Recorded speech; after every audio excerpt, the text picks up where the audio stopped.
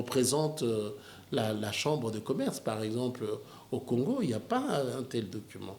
Ça n'existe pas.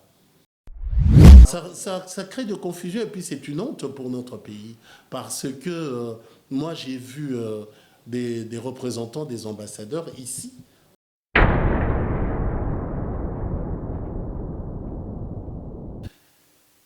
Amis du MAG, bienvenue. Nous sommes à Kinshasa et le long du fleuve.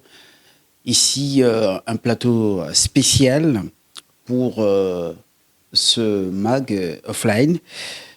C'est le bureau ovale du président de la Chambre de commerce, d'industrie et de services de la République démocratique du Congo, au bureau de Jean-Robert Issifois, qui fait un plaidoyer.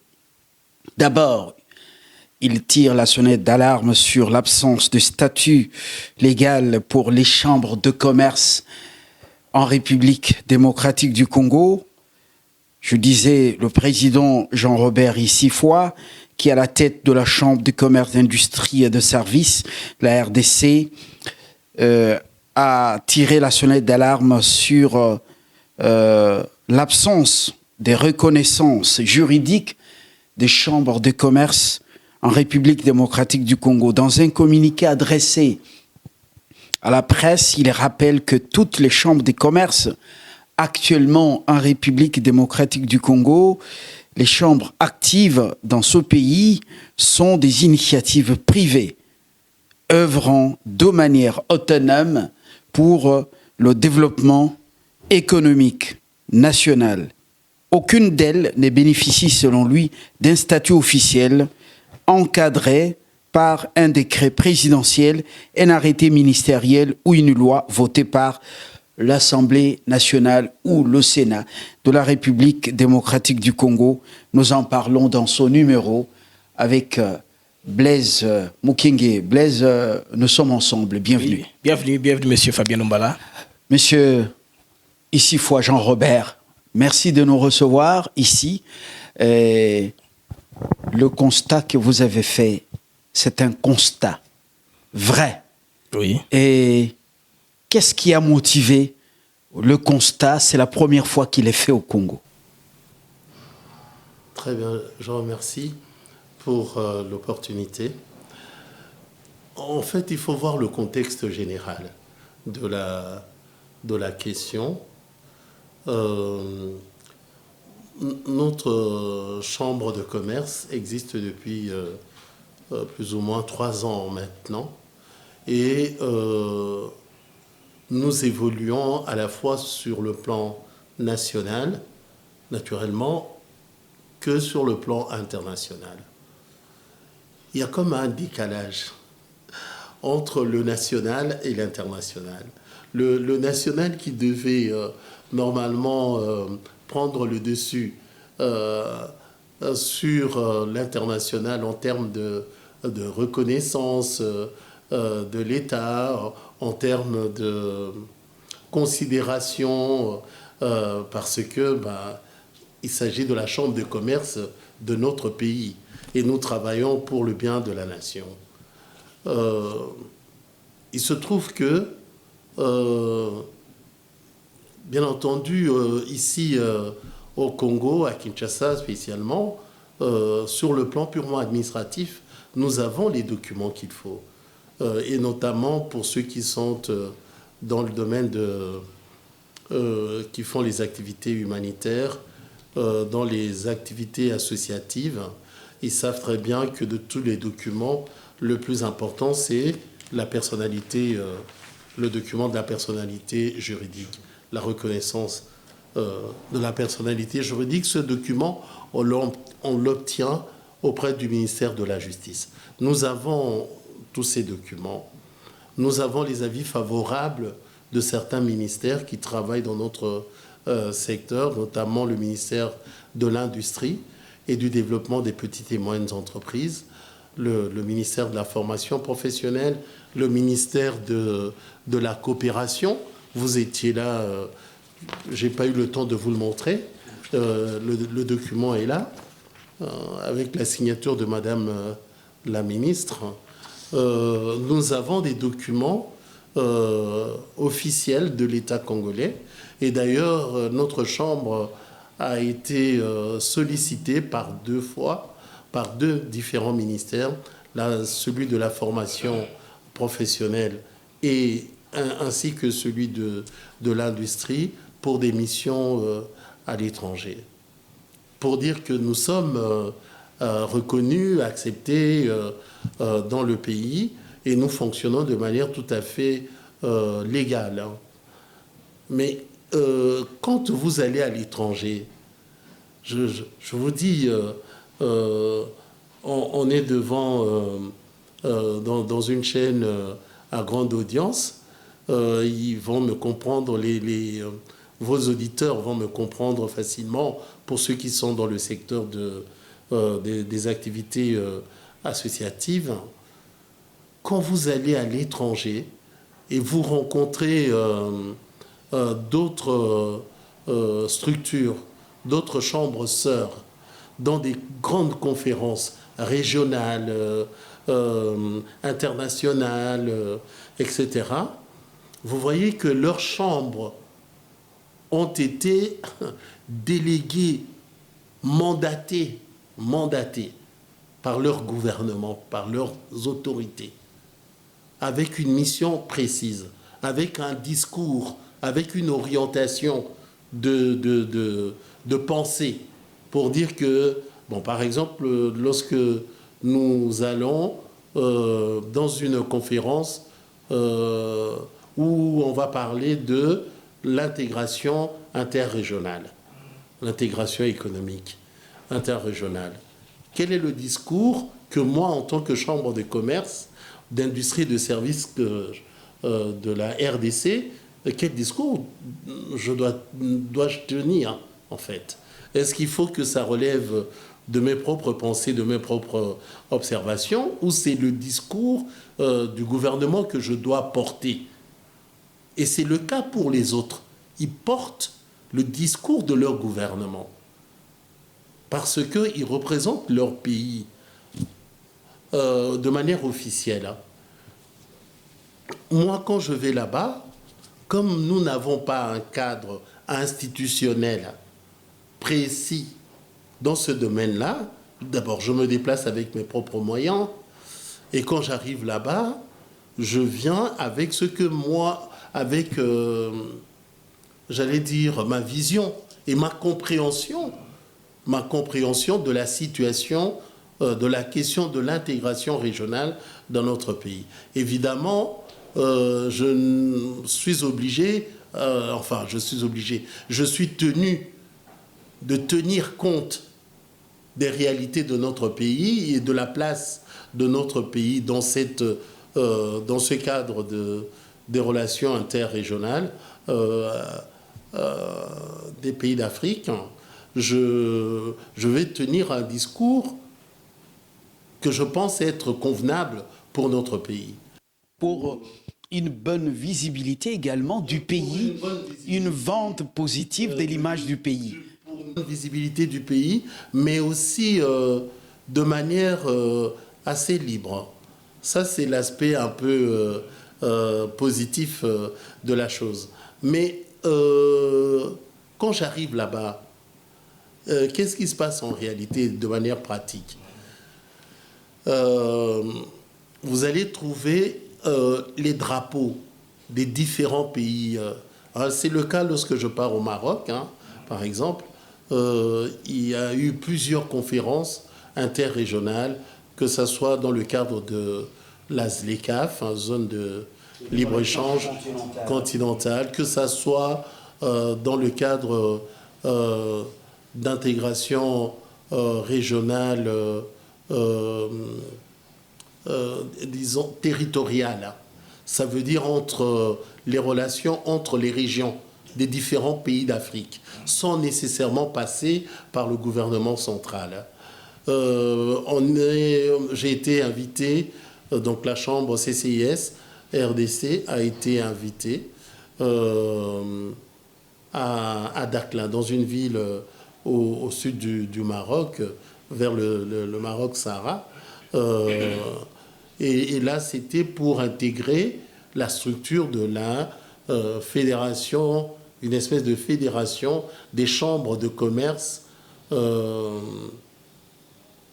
des pays d'Afrique arabo-africaine, des chambres de commerce des pays, des chambres de commerce arabo-africaines en fait. Il faut intégrer cette structure. Mais quand vous arrivez là-bas, la première des choses, hein, c'est le drapeau. Et ça, c'est très important. Il y a le drapeau de chaque participant, de chaque pays des participants. Un jour, on était à Dakhla, c'est pour ça que je citais le cas de Dakhla. Il y avait la chambre de commerce du Cameroun qui était là. Mais le type, il a cherché parmi les drapeaux qui étaient là, il n'a pas vu le drapeau camerounais. Et il a fait tout un scandale et il avait raison. Et donc, ça veut dire que nous représentons vraiment notre pays. Et quand j'arrive là-bas, la première des choses que je fais, c'est de prendre une photo à côté de notre drapeau, le drapeau de la RDC, parce que c'est moi qui représente la RDC. Mais vraiment, je représente le pays. Parfois, il y a la présence de l'ambassadeur, notre ambassadeur au Maroc. Parfois, il n'est pas là, et c'est le consul qui le représente, qui est à mes côtés. Et je suis accompagné par d'autres membres de la délégation de l'ambassade qui m'entoure. Et quand l'orateur ou l'animateur, celui qui anime l'événement, me présente, il me présente de la sorte, comme le représentant de la RDC dans cet événement. Et voilà. Mais si derrière ça, parce que moi, au départ, je ne savais pas que ça posait de problème. Le fait de venir sans être mandaté par son propre pays. Je ne savais pas. Là, vraiment, je suis honnête. Hein. Et comme j'avais pris la parole, je me suis exprimé et j'ai dit que j'ai expliqué un peu le fonctionnement de la chambre de commerce que je représentais. Et ils étaient surpris. Donc vous êtes venus sans être mandaté par votre pays. Là, je vous dis sincèrement. À un moment donné, je me suis tapé les doigts. Je me suis dit, mais Jean-Robert, quelle bêtise tu as faite. J'aurais pu ne pas le dire. Et enfin, j'ai été obligé de d'expliquer comment se fait le fonctionnement général. Ça veut dire que, bon, je ne suis pas mandaté comme tel, mais je viens au nom de tel ministère parce que j'ai pu rencontrer le ministre. On a échangé avant mon voyage et il m'a indiqué les orientations. Enfin, j'ai essayé de me défendre. Mais c'est vraiment... Les autres sont venus comme étant mandatés. Par le gouvernement de leur pays. Avec ordre de mission de leur pays différent. Ordre de mission. Okay. Avec ordre de mission. C'est pour le bien également du pays. Donc vous êtes la Chambre de commerce, donc la CCI, CCIS, RDC, une chambre de commerce multilatérale. Okay. C'est ça la particularité de la CCIS, RDC, parce que les autres chambres sont des chambres souvent bilatérales.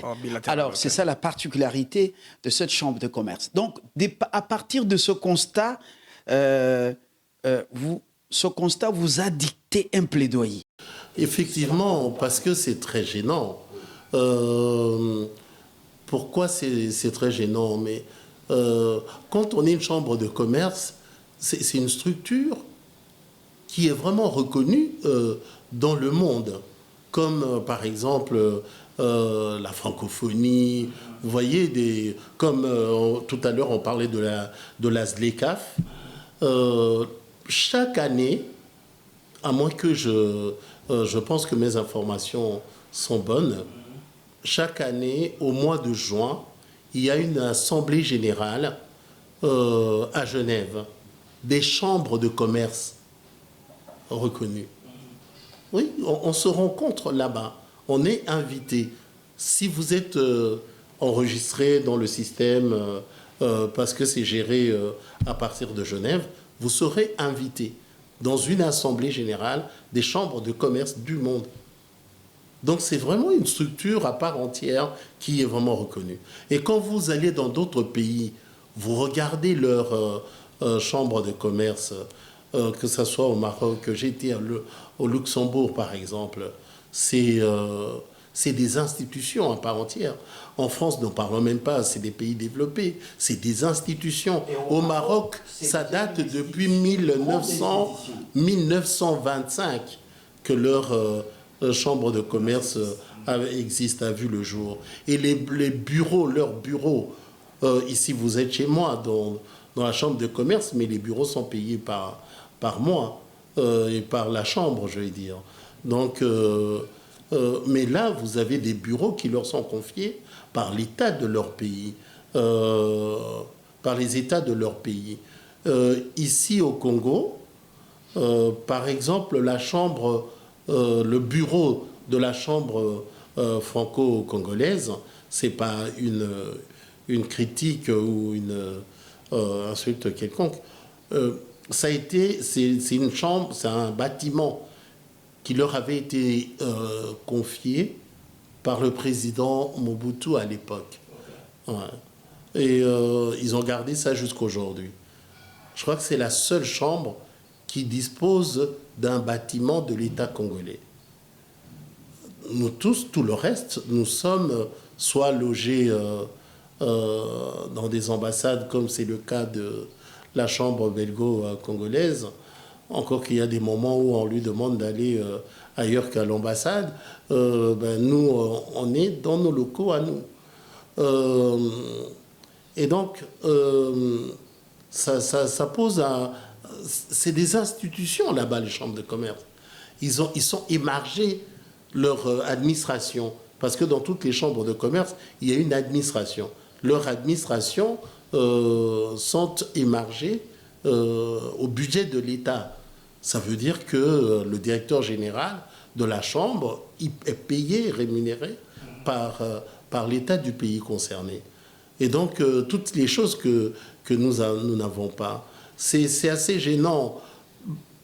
Pourquoi c'est gênant aussi? C'est sur la question de légitimité.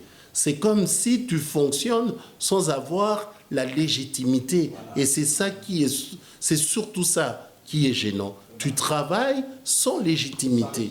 Or, nous considérons avoir la légitimité. Je viens de vous informer que par 2 fois, j'ai été mandaté, la Chambre, comme président de la Chambre de commerce, d'industrie et de services, j'ai été mandaté par notre ministre de la formation professionnelle, j'ai été mandaté par le ministre de l'Industrie et du développement de petites et moyennes entreprises pour des cas précis les concernant le ministère à l'étranger. Ça veut dire que je suis pas illégal. Est-ce que vous comprenez? Mais en même temps, je ne suis pas légal. Parce que je n'ai pas une reconnaissance officielle liée, faite au travers une loi, au travers un décret, comme c'est le cas. Vous prenez la chambre de commerce sœur, la CCIS Rabat Salé Kenitra du Maroc, qui est une chambre sœur. Elle est née d'un décret royal de Sa Majesté. Donc ça pose un problème. Voilà la difficulté. Alors, vous comprenez que Jean-Robert lance là un débat sur la nécessité d'adopter une loi organique, une loi spécifique, afin de doter justement ces structures d'un cadre légal clair et reconnu par l'État congolais. Là, ça passe bien par les parlements. Un vide juridique, ça vous inspire une question pour lui? Là, je pense bien qu'il faut commencer à faire les plaidoyers pour passer par les parlements. Oui. C'est le seul moyen d'aller rapidement parce que déjà, votre chambre étant multilatérale. Oui. Voilà. Et puis, avec la légitimité que vous avez, vous faites partie du réseau de toutes ces chambres-là. Et chaque fois qu'il y a un événement important, on vous contacte. Vous êtes l'œil du gouvernement indirectement. C'est vous qui êtes, voilà. Là, il ne faut pas aller plus loin. Voilà, nous avons l'équivalent de la francophonie. Voilà. La francophonie, nous tous, nous la connaissons sous forme de structure culturelle, d'ordre culturel, un peu d'ordre politique, la francophonie. Mais à la suite des réclamations des pays d'Afrique, de certains pays comme le Sénégal, etc., on a obtenu de la France une structure qui tient compte aussi des problèmes économiques des membres de la francophonie, des membres des pays qui partagent le français comme langue commune. Et on a créé cette grande structure qui est créée maintenant depuis plusieurs années. Il faut que je regarde. Je crois que c'est créé depuis 1969 par là, parce que c'était à l'époque de... comment il s'appelle le président Pompidou était encore au pouvoir. Alors vous voyez, ça remonte vers les années 1960 et quelques. Et donc, ça s'appelle la CPCCAF. Ça veut dire Conférence permanente des chambres de commerce consulaires, des chambres consulaires et assimilées des pays d'Afrique francophones. Donc, vous avez les chambres consulaires bilatérales, assimilées, c'est nous tous. Les chambres multilatérales, les fédérations comme la FEC, etc., les fédérations des entreprises qui ne constituent pas une chambre de commerce comme telle, mais qui fonctionnent sous forme des chambres de commerce, puisqu'ils partagent le même public pour le même... ils ont les mêmes publics cibles pour les mêmes objectifs. Et effectivement, cette structure, par exemple, la CPCCAF, il n'y a pas plus grand que ça en Afrique. Sur le plan économique, plus grand, c'est la ZLECAf, c'est pour les pays de l'Ouest, bon, ils ont leurs organisations. Mais de manière générale, c'est une grosse structure. Et moi, c'est moi qui représente le Congo dans cette structure aux côtés de la FEC, de la Fédération des entreprises du Congo. Donc, ça, c'est une invitation d'ailleurs qui m'a été lancée pour le mois d'octobre, du 20 au 23, au 22 octobre à Marseille. Il y a une grande conférence, assemblée générale là-bas, où nous allons nous rencontrer. Il y a autour de quarantaine de pays qui sont membres, parmi lesquels plus de 24 pays d'Afrique. Parce qu'il y a aussi les pays de Caraïbes, etc. Oui, les pays, comment on dit, Caraïbes Pacifiques. Pacifiques, qui sont aussi membres. Mais c'est des structures, quand tu arrives là-bas, tu trouves tous les grands pays d'Afrique qui sont là, et ils représentent leur chambre de commerce. C'est une grosse affaire. Et donc, moi, quand j'arrive là-bas, je représente le pays. Mais si je représente le pays alors qu'en même temps, dans le pays, je ne suis pas reconnu officiellement parce qu'il n'y a pas une loi organique qui reconnaît les chambres de commerce dans notre pays, ça pose un problème de légitimité. Ça pose un problème. Là, vous avez évoqué la FEC avec laquelle vous rendu certaines invitations. Comment est-ce que la FEC parvient à être consultée par le gouvernement, assister au Conseil des ministres? Mais justement, la FEC, c'est une grosse affaire. Parce que nous tous, moi, avant d'être président de la Chambre, je suis un opérateur économique, chef d'entreprise. Et mes entreprises sont membres de la FEC, qui est le syndicat du patronat dans notre pays. Et donc, c'est reconnu comme syndicat du patronat. Je ne sais pas s'il y a un document de l'État qui certifie un décret ou une loi, parce que c'est à ce niveau-là, hein. Ce n'est pas des petits courriers d'un ministre ou quoi que ce soit, non. Ça doit être reconnu par un décret présidentiel ou une ordonnance loi que telle structure est ceci, cela. Sinon, ça reste... Et la FEC, elle est puissante par ses membres et par les activités qu'elle conduit, par son ancienneté, donc par sa crédibilité. Mais officiellement, la FEC, il n'y a pas, au moment où nous parlons là, il n'y a pas un décret-loi qui dit que la FEC est la seule structure qui représente la chambre de commerce, par exemple, au Congo. Il n'y a pas un tel document. Ça n'existe pas. Nous tous, nous sommes logés par la loi 004/21 du 20 juillet 2021 qui gère les ASBL dans notre pays. Et voilà, vous lancez là un débat pour la création ou la mise en place d'un cadre légal qui appelle législation, qui oblige que vraiment ça soit légiféré. Oui. L'idée vient de vous. Est-ce que vous avez déjà pensé au niveau de la CCIS, RDC, de pouvoir faire un dossier à un député national ou proposer au niveau du gouvernement pour que ça soit un projet de loi ou au niveau des élus nationaux, que ça soit une proposition de loi? Est-ce que vous y avez déjà pensé? Parce que le plaidoyer vient d'être lancé par vous-même. Non. Quand on lance... les choses se font par process, hein, et donc de manière graduelle. Et donc, on lance d'abord le sujet, on provoque un débat, et lorsque le débat est pris, a lieu, à ce moment-là, on peut penser à des démarches encore plus approfondies, plus importantes. Nous sommes à la veille d'une situation politique particulière de notre pays. Donc il faut attendre que les choses se stabilisent.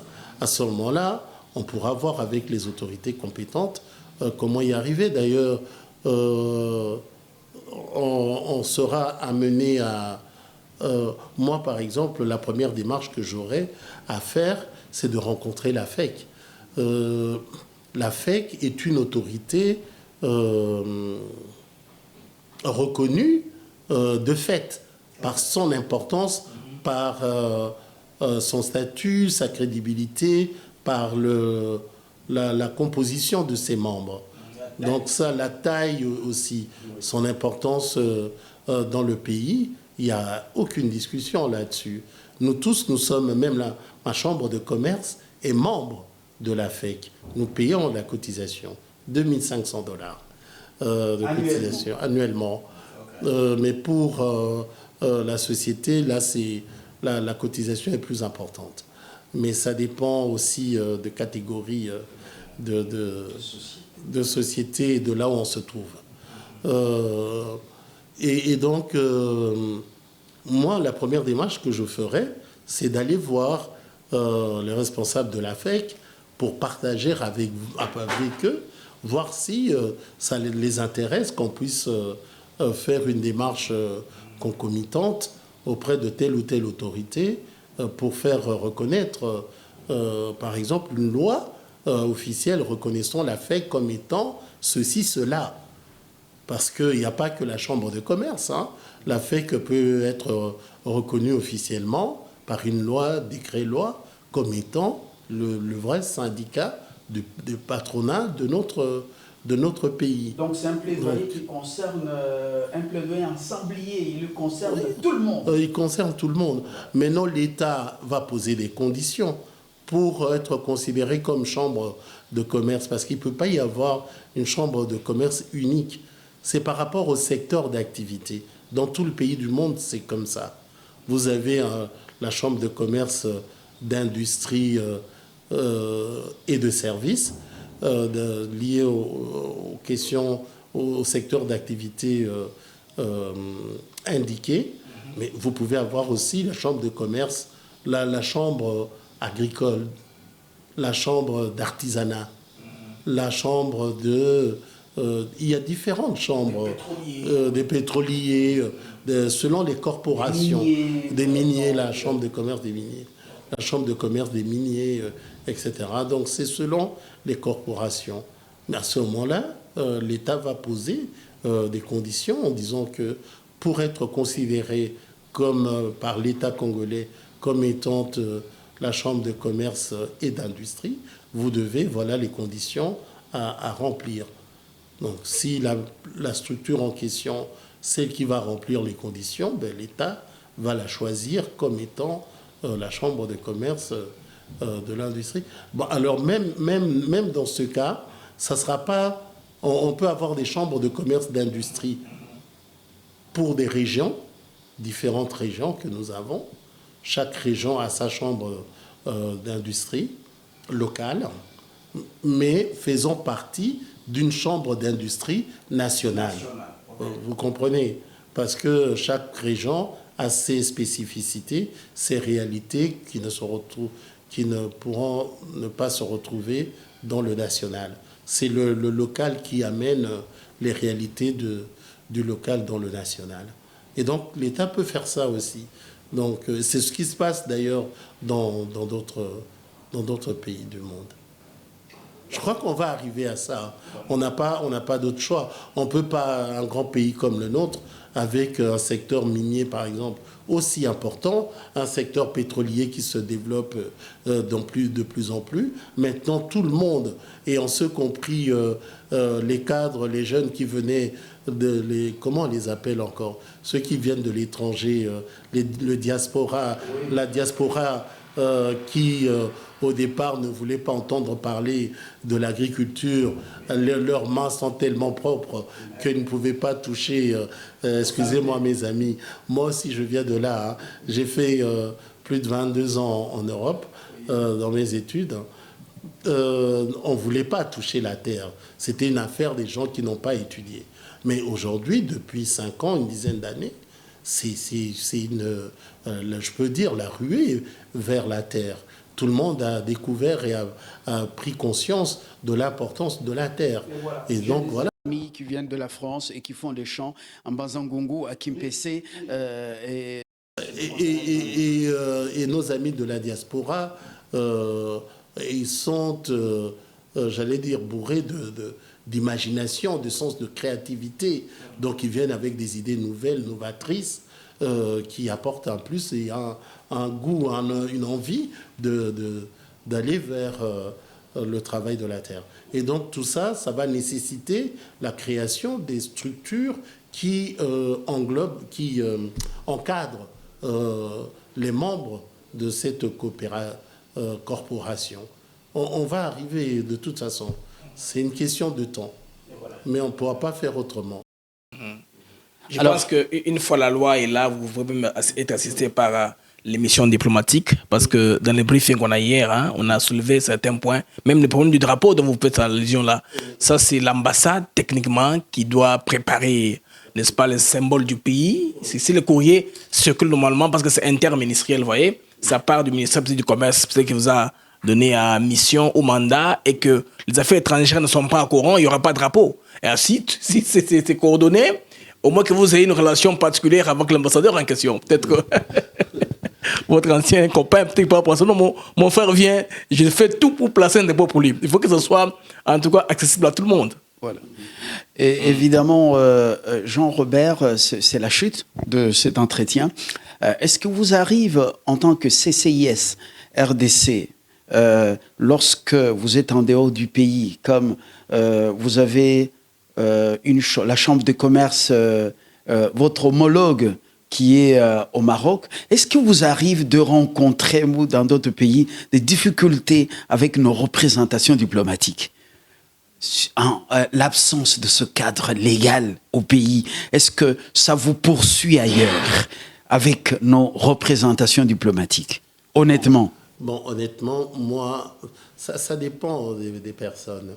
Il y a des personnes qui, quand ils vont à l'étranger, ils ne trouvent pas la nécessité d'aller voir l'ambassadeur de notre pays. Ils ne trouvent pas la nécessité.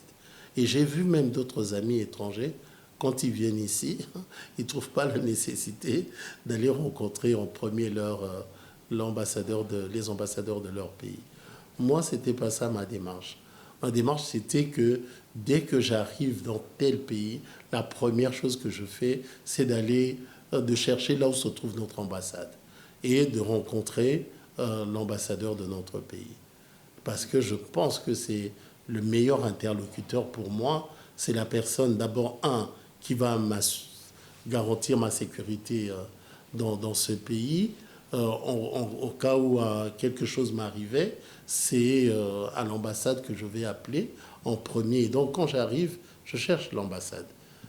Et ensuite, j'essaie de nouer des relations avec l'ambassadeur et son équipe. Et je cherche à associer, c'est ce que j'ai fait au Maroc, et l'ambassadeur lui-même, son Excellence, M. Henri Mangaya, l'a plusieurs fois témoigné. Je cherche à associer l'ambassadeur dans toutes les démarches que j'entreprends. Mais il se trouve que les Congolais, vous savez ce qui se passe maintenant, c'est que moi, ma chambre existe depuis 3 ans. Je suis tellement actif que j'ai l'impression d'avoir incité beaucoup de Congolais à créer leur propre chambre de commerce, comme il n'y a pas de conditionnalité ni de limite légale, etc. Il y a maintenant plein de chambres de commerce. L'un de mes objectifs, c'était de faire valoir, de mettre vraiment en lumière les relations entre le Maroc et notre pays, qui sont d'ailleurs des relations séculaires, mais qui, à un moment donné, étaient un peu affadies. J'ai dû, dans l'esprit des Congolais, beaucoup avaient oublié la place du Maroc dans l'histoire de notre pays. Et donc, j'ai réveillé tout ça. Et aujourd'hui, pas seulement moi, il y a d'autres chambres aussi qui ont fait le travail de leur côté. Mais en tout cas, je pense que j'ai été, et eux-mêmes, ils le reconnaissent, j'ai été, il y a encore quelques jours, à la fête du trône de Sa Majesté, le roi Mohamed VI, que Dieu l'assiste. L'ambassadeur du Maroc, quand il a pris la parole, la seule structure qu'il a citée, congolaise, c'était la chambre de commerce CCIS RDC que j'ai l'honneur de présider. Et donc, j'ai fait un travail formidable. Mais maintenant, les gens, quand ils vont là-bas, au Maroc, ceux qui créent leur chambre de commerce depuis quelque temps, ils vont directement chercher l'ambassadeur, mais ils le font aussi pour d'autres pays, pas seulement pour le Maroc, l'Égypte, etc., la Tunisie, etc. Mais il se trouve que dans certains endroits, il y a une cacophonie, une confusion qui se crée. Par exemple, si moi, j'ai des relations de proximité avec, ou plus proche avec l'ambassadeur de tel pays, ben, lui, il va dire que la vraie chambre de commerce, c'est la mienne. Est-ce que vous comprenez?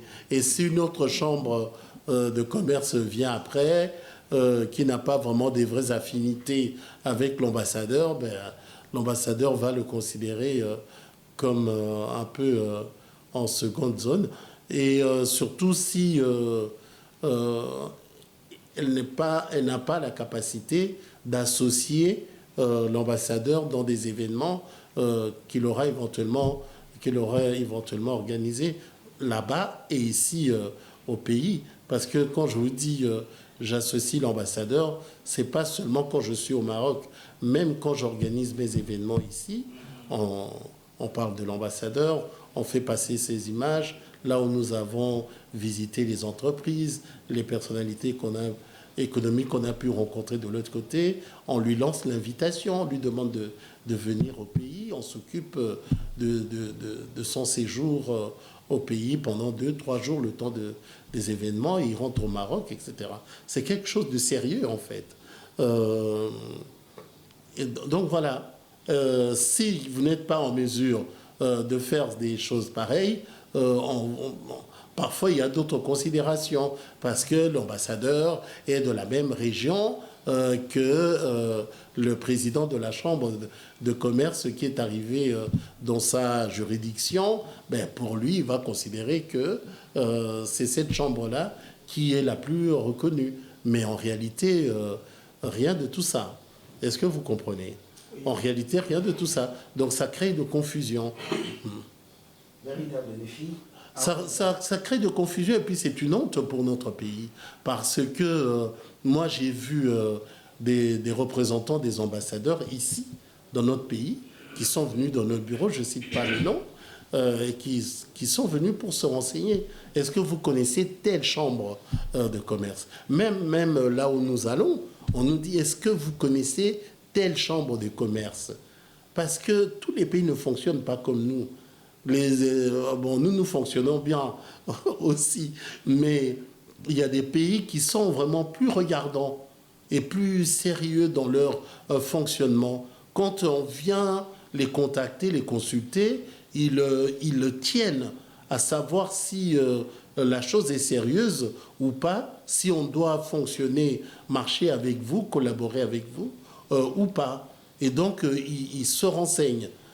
Et donc, quand on me montre la personne, je ne connais pas, je vois que c'est le nom congolais, mais je n'ai jamais entendu parler de ce monsieur ou de cette dame. Mais la dame a des photos, mais il nous a montré des images et tout. Je dis, mais je ne connais pas. Donc, c'est vraiment que ça relève, ça devient quelque chose d'influence. Et ça, c'est pas... C'est gênant. C'est gênant. C'est pas bien. Vous l'avez dit, avec beaucoup de sagesse, en utilisant des figures de style pour quelqu'un qui s'est abreuvé à une bonne source et qui a bien étudié et qui est bien éduqué. Un véritable souci, il a dit de la bonne manière. Je crois qu'il est temps de pouvoir changer.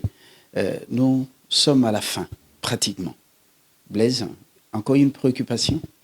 Non, il a été un peu plus clair. Hein. Ce que nous espérons, pour mon cas particulier, c'est que vous puissiez avoir gain de cause pour que, en fait, les sociétés et confédérations soient reconnues dans le monde, pour que les chambres soient reconnues dans le monde, pour qu'une fois vous allez dans différentes missions, que vous ayez avec assurance, avec tout protocole, bien sûr, bien organisé quant à ce. Moi, je pense que je préfère le souhaiter bon vent parce que c'est une très belle initiative. Et aussi interpeller nos autorités, de gauche et de droite, de prendre ce problème à bras le corps pour qu'ils ne puissent pas se retrouver dans la situation qu'il nous a expliquée. Et voilà. Les chambres de commerce, aujourd'hui, sont des partenaires incontournables du gouvernement ou de nos États. Et en RDC particulièrement, c'est le temps de pouvoir prioriser. Ce débat est un débat intéressant, un cadre légal pour les chambres de commerce qui commencent à pulluler. Il y en a qui sont très sérieuses. La CCIS RDC, le responsable travaille, c'est une force. Il faut voir ce qui se passe. J'ai couvert beaucoup d'événements ici, de conférences B2B avec les Belges, avec les Marocains et beaucoup. Commerçantes. Oui. Ils ont pas moins de 6000 femmes commerçantes que nous gérons. Donc c'est une grosse affaire. Au mois de septembre, nous attendons une équipe maroco-française qui va venir ici pour des questions de formation et d'accompagnement. Je vous ai montré l'atelier qui nous attend, la conférence qui nous attend à Marseille du 20 au 22. Donc vraiment, nous représentons notre pays. Et alors, l'avantage aussi, c'est que nous sommes crédibles. Lorsque moi, je passe à la tribune pour m'exprimer, ceux qui sont en face de moi savent que je ne suis pas un politique. Je ne suis pas un politique, que je suis au départ un homme d'affaires et que je parle vraiment des choses d'ordre économique. la politique est toujours derrière un peu, mais je ne suis pas politique. Et donc, ils m'écoutent et ils donnent crédit à mes propos. Ils font crédit à mes propos. Et ça, c'est très important parce que la réputation et l'image d'un pays est très importante pour le reste, pour que les investisseurs, comme chaque pays d'Afrique a besoin des investisseurs dans son pays, chez nous aussi, nous avons besoin des investisseurs des grandes sociétés multinationales du monde pour qu'ils viennent ici travailler avec nous. Nous devons avoir une bonne réputation et la crédibilité nécessaire au-delà de questions de la sécurité, la question de la stabilité politique, etc. Il y a aussi la confiance parce que on sait que le pays est sérieux, les gens font des choses là-bas de manière sérieuse, etc. Donc il faut que nous ayons une réputation, la crédibilité. Et nous représentons cette réputation et cette crédibilité lorsque nous assistons à telle ou telle conférence. Il faut voir comment on nous reçoit là-bas. Hein. Les honneurs et les attentions qui nous sont réservées, faites à l'extérieur, ça n'a rien à voir. En fait, si je vous faisais passer les photos, regardez même mon histoire. J'ai plein de cadeaux qui sont offerts par d'autres partenaires. Même dehors, là, à l'entrée, hein, les photos d'accueil, là, les roll-up, ça dit tout et comment. Et le Congo, c'est un pays qui est attractif quand même dans le monde. Quand je vais dans ces conférences-là, c'est la vérité. Je suis en première ligne, premier rang. Donc la tribune est là. Les gens qui sont les pays qui sont... L'autre fois à Dakhla, j'avais à ma droite un Saoudien, à ma gauche un Koweïtien, représentant de l'Arabie Saoudite, le représentant du Koweït. Nganakat, la RDC. Et le voilà. Donc, Mboka Makassi. Mboka, oui. Bon. Mboka Makassi. Ok, voilà. ok. Non, mais c'est le langage. Non, moi je corrige ça souvent. Et Mboka Makassi, ça est le côté. Parce que quand on dit eloko, le pluriel c'est biloko. Alors, nous sommes un grand pays et non eloko. Non, mais vraiment, une telle considération, vous n'avez pas l'idée, mais parce qu'il y a aussi d'autres choses qu'on ne peut pas dire. Mais il y a, vraiment, ils donnent la priorité. Et donc, nous représentons réellement le pays. Parce qu'eux, ils n'ont pas le temps d'entrer dans nos cuisines internes, de chercher si on est reconnu. À partir du moment où moi, ils savent que j'ai pris contact avec eux, que je suis déjà dans des structures interafricaines, régionales, etc. J'y suis membre. Ils me considèrent autant que toutes les autres chambres de commerce. Ils me réservent cette allure-là. Donc, merci. Merci beaucoup, Jean-Robert. Je rappelle que vous êtes le président de la Chambre de commerce, d'industrie et des services de la République démocratique du Congo, une chambre de commerce très puissante parce que beaucoup de partenaires, d'abord extérieurs, américains et africains, sont venus ici, ils ont vu le sérieux. Et puis, à l'interne, il y a des formations organisées en faveur de membres, les mamans commerçantes, les gens qui sont dans plusieurs domaines. Il y a des expositions également pour permettre aux membres de faire valoir leurs services et leurs produits. Et puis des contacts avec les chefs d'entreprise et des banques. Et c'est souvent des interactions très intéressantes auxquelles nous avons participé en tant que médias. Et puis, il y a beaucoup de choses. Donc, il faut visiter, il faut regarder ce qui se passe ici. C'est plus grand. À très bientôt, avec le même plaisir, pour la suite de ce plaidoyer avec vous.